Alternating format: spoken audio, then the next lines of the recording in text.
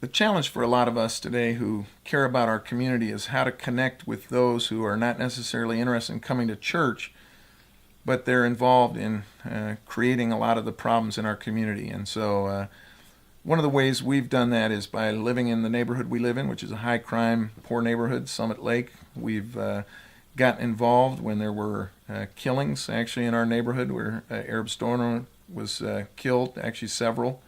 And we met with ex-offenders and asked them to help patrol the streets. And the Beacon Journal did a story on our efforts, and the reporter referred to our home as the Camp David of South Akron.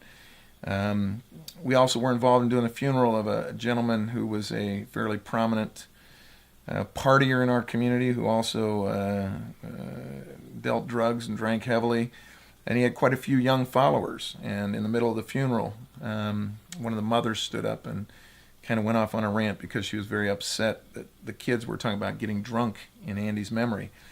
Out of that encounter with that angry mother, we established a meeting at a tattoo parlor, which 21 young men showed up, and we talked to them about the dangers of the choices they were making. And out of that, we formed what we call the Tattoo Church now, with the help of First Glance. And so the church, as the church, we've got to learn how to be more creative in engaging our community so we can bring the goodness of Christ to make a difference in people's lives.